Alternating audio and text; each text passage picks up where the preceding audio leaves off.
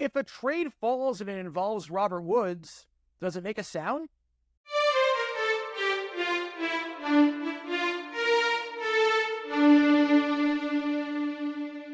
Welcome everybody to JJ9 News, where we talk all things NFL all the time. I'm Jared Garrett, representing the 904 from the 602, and today we are talking about the trade made between the Washington Commanders and the Philadelphia Eagles and what this could potentially mean for the Commanders at wide receiver. Ignore the background behind me. The Jaguars are playing the Falcons in a preseason game in 20 minutes. I'm going live for that one, so haven't had time to change the background to appropriately fit this video. Having said that, though, the trade that happened yesterday, Jahan Dotson getting traded to the Philadelphia Eagles in exchange for a third-round pick and 2 seventh-rounders in 2025. Dotson's time with the Commanders is done after a very, very disappointing tenure after getting drafted in 2022. Not a part of the current regime's plans at all. Apparently was having a very disappointing camp, on the verge of potentially getting cut. This current regime with Dan Quinn in charge and head coach did not seem to like Dotson at all, and they got some good value out of him with a day 2 pick.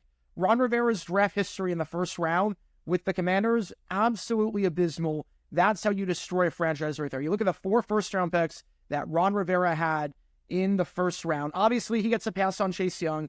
Everyone was going to draft Chase Young with the 2nd overall pick that year. And on top of that, Young was a very good player, minus the injuries. He was the Defensive Rookie of the Year in 2020. He did have his moments with the Commanders. Every other pick, though, inexcusable. Every other pick was seen as a reach at the time, especially Forbes last year, and it clearly did not work out. And good riddance to Ron Rivera and that regime in Washington. New days ahead, to say the least. Having said that, though, with the Jahan Dotson trade, the wide receiving unit for the Commanders is paper thin. It was already really thin, and now outside Terry McLaurin, it is incredibly thin. You look at the top guys right now on the Commanders, besides McLaurin, who obviously is great. He's a wide receiver one, no complaints there. But outside of him, you have De'Ami Brown, 3 seasons in the league, 29 catches for 476 yards. He's averaging 150 yards and 10 catches per season.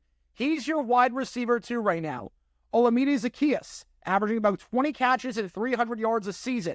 And Luke McCaffrey, a complete unknown, super raw wide receiver. He only played 2 seasons at the position at Rice. He used to be a quarterback, then transitioned to wide receiver. Obviously very good at Rice last season with his 9 touchdowns and nearly 1,000 yards receiving. But at the same time, he is super raw at the position. The last thing you want is to put Jaden Daniels, your rookie quarterback, your 2nd overall pick, and the man who you hope can be the franchise, in a situation like Bryce Young was in 2023 with the Panthers, or Blaine Gabbert was in 2011 with the Jacksonville Jaguars, where he had no one to throw to as a rookie.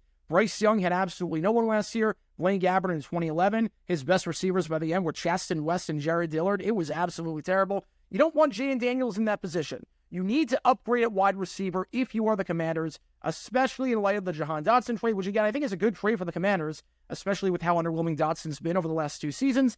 Get some value with him while you can, because after this season, when you figure in the 5th-year option, that will be inevitably decline. He'll only have 1 year on his contract.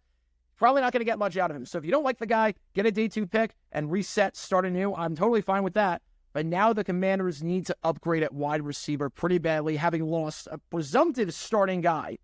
And I think, if I'm connecting the dots here correctly, Robert Woods of the Houston Texans could be that guy. Because I don't think Robert Woods will make the roster in Houston, and he would be a very good upgrade for the Commanders. Let's think about the situation in Houston right now.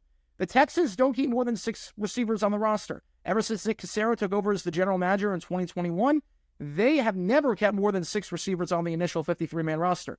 2021, they only kept 5. Last year and 2022, they kept 6. So let's look at the Houston Texans receiving unit and see what we're looking at. Obviously, Tank Dell, the rookie sensation last year from Houston, he's on the team. We all know that.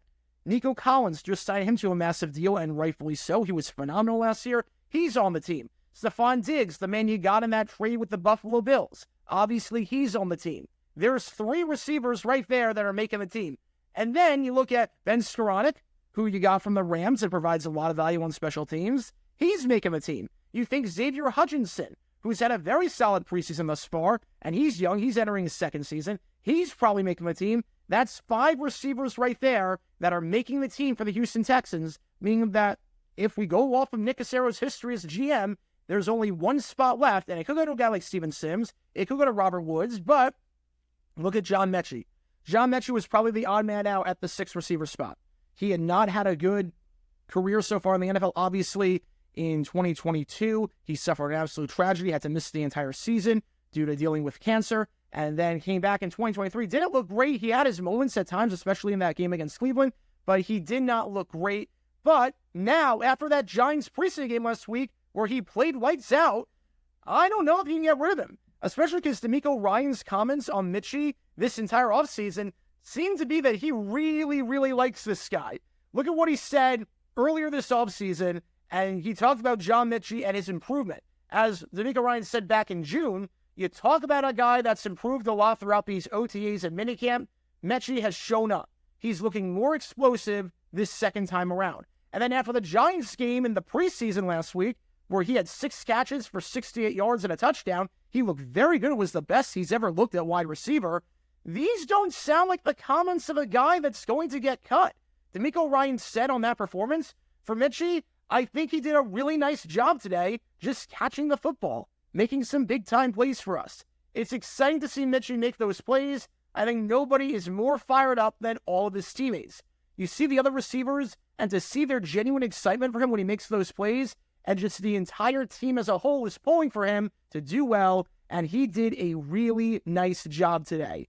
That's why I think you play the preseason games. That's why you have training camp practices. It's to see guys continue to grow, get better, and shine when the opportunity comes, and John Metchie had a really nice day today. So his teammates seem to love the guy. DeMeco Ryans seems to love the guy, and Metchie seems to be improving, and he's also super young. He's still got 2 years left on his contract as a guy who got drafted just 2 years ago in 2022.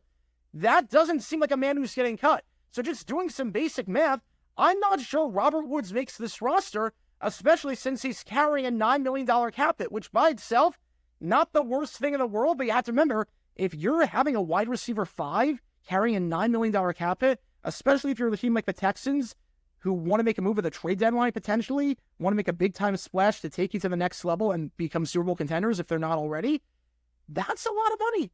That's a lot of money, especially because Robert Woods, there's no chance that they're re-signing him this offseason. He's has 1 year left on his contract, and that's it. Due to his role, due to his age, due to his salary, there is no chance whatsoever that Robert Woods is back on the Texans in 2025, barring anything crazy. And you look at the Commanders, they have $37 million in cap space. That's the 4th most of any team in the league. They could easily take on Robert Woods and his $9 million cap hit for the season and give up a minor draft pick like a 6th or a 7th rounder in return. So I could absolutely see that. If you're connecting the dots, the Commanders need a wide receiver pretty badly. The Texans don't need Robert Woods. They have maybe the deepest wide receiving unit in all of football, not just from a 1-2-3 standpoint, but from a 6-down standpoint. I think Robert Woods could become a Washington Commander when all is said and done, because obviously if you're the Texans, you're not cutting Robert Woods because you might as well get some value out of him, even if it's just a conditional pick. Having said that, Robert Woods to the Commanders, there's no reports of it happening. There's no inside sources. I know absolutely nothing in terms of the inner dealings of the front offices with Houston and with Washington, but I could definitely see after the Jahan Dotson trade and after John Metchie's performance last week against the Giants, I could see a scenario where the Washington Commanders try and upgrade at wide receiver, get a proven guy outside of Terry McLaurin, and they get Robert Woods from the Houston Texans. We'll see what happens, especially when the 53-man roster cutdowns occur. We'll have to wait and see on that, but it would not shock me whatsoever if Robert Woods is a Washington Commander by the end of next week. But what are your thoughts on Robert Woods? Do you think that he will be a Texan? Do you think he's going to go to some other team? And if so, do you think that team is going to be the Commanders? Let me know down below. And what are your thoughts on the Jahan Dotson trade? Do you like the trade for the Eagles? Like the trade for the Commanders? Do you like it for both sides? Let me know your thoughts down below. And that is going to do for this episode of JJ9 News. Be sure you like and subscribe. It helps the channel out a lot. And be sure to check my main channel, JaguarGator9, where we talk all things NFL history all the time. Until next time, this is JaguarGator9 signing off. And as always, go Jags.